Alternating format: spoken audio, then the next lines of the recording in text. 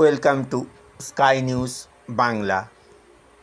আজ 22শে শ্রাবণ রবি ঠাকুরকে স্মরণ করে শুরু হলো আমাদের ইউটিউব নিউজ চ্যানেলের আবার সম্প্রচার। সম্প্রতি কিছু টেকনিক্যাল কারণে আমাদের সম্প্রচার বিঘ্নিত হয়। আমাদের সম্প্রচার পুরোপুরি স্বাভাবিক হতে লাগবে আরও কিছু সময়। আগামী 15ই আগস্ট থেকে যথারীতি স্কাই বাংলা নিউজ ফিরবে আগের ছন্দে। ততক্ষণ আমাদের নিউজ চ্যানেলটি আপনারা দেখতে থাকুন।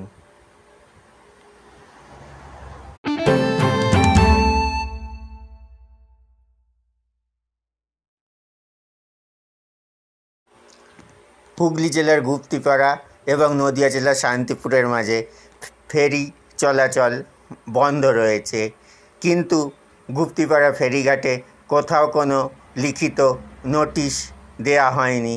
ফলে অনেকেই অসুবিধায় পড়েছেন অনেক যাত্রী যারা এসে ফিরে যাচ্ছেন।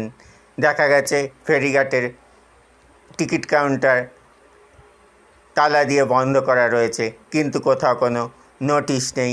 অসুবিধায় পড়েছেন স্থানীয় দোকানিরা, তাদের বিক্রি বাট্টা কম, কারণ এই ফেরিঘাট দিয়ে যারা যাতায়াত করেন তাদের ওপর কেনাকাটা নির্ভর করে।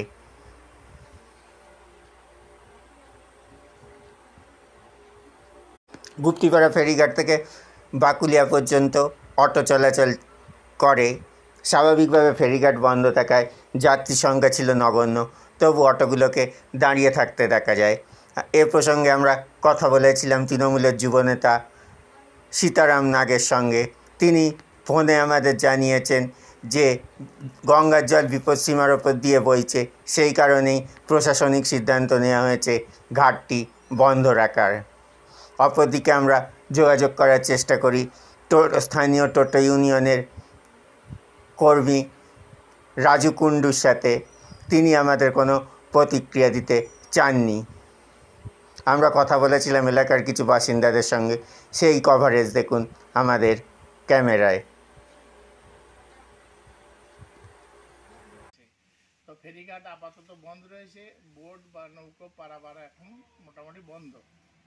তো সেখানকার লোকের খুবই ভোগান্তি হচ্ছে। আমাদের এই পারের সাথে শান্তিপুরের সাথে ডাইরেক্ট যোগাযোগ বোর্ডের মাধ্যমে হয়, তো কিন্তু লোকের চলাচলে খুবই অসুবিধা হচ্ছে। আচ্ছা, আপনার নাম?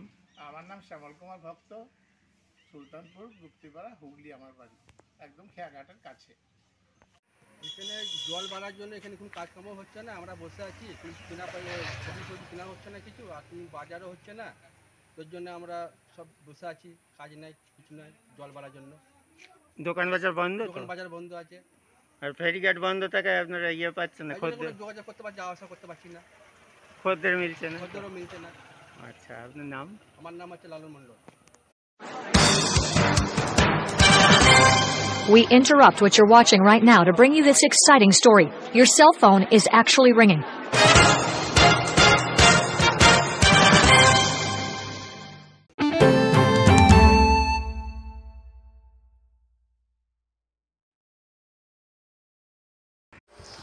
লক গেটের অবস্থা ভালো নয়।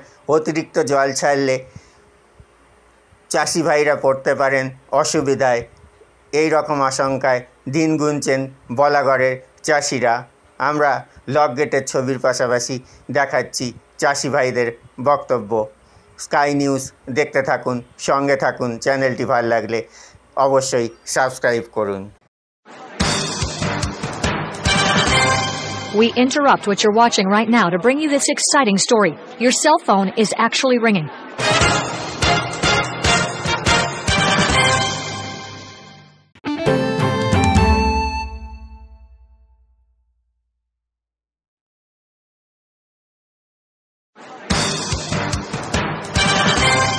We interrupt what you're watching right now to bring you this exciting story. Your cell phone is actually ringing.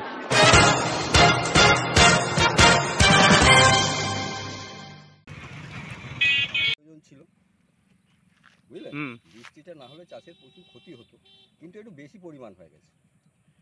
এতে করে সামান্য পরিমাণ ক্ষতি হলেও খুব একটা এর বেশি হয়ে গেলে কিন্তু পরবর্তীতে হলে বেশি ক্ষতি হবে, বুঝলেন তো।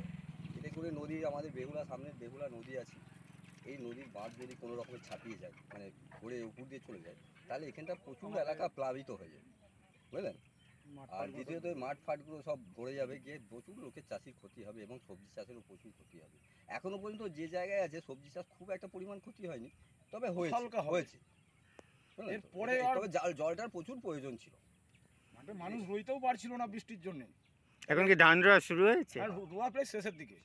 আচ্ছা, আর শেষের দিকে এখন কি কি চাষ হচ্ছে? কিছু কিছু ধান নষ্ট হবে, নাব জমিগুলো নষ্ট হয়ে যাবে যা বৃষ্টি হয়েছে। আর সবচেয়ে মারাত্মক যেটা জল জমিগুলো নষ্ট হয়ে যাবে, বুঝলেন, যেটা সবচেয়ে মারাত্মক সেটা হচ্ছে বেহুলা নদীর বাঁধ যদি নদীর বাঁধ যদি ছটকে যায়, অন্ততপক্ষে সরকারের একটুখানি নজর দেওয়া উচিত, বুঝলেন।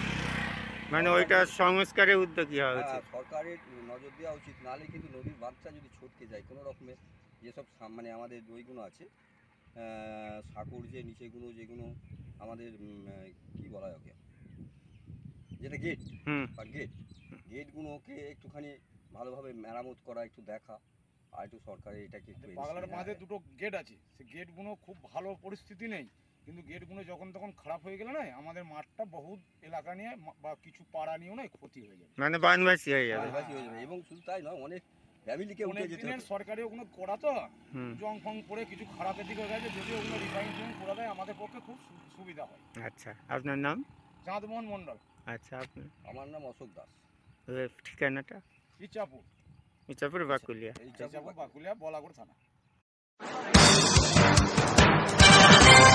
We interrupt what you're watching right now to bring you this exciting story. Your cell phone is actually ringing.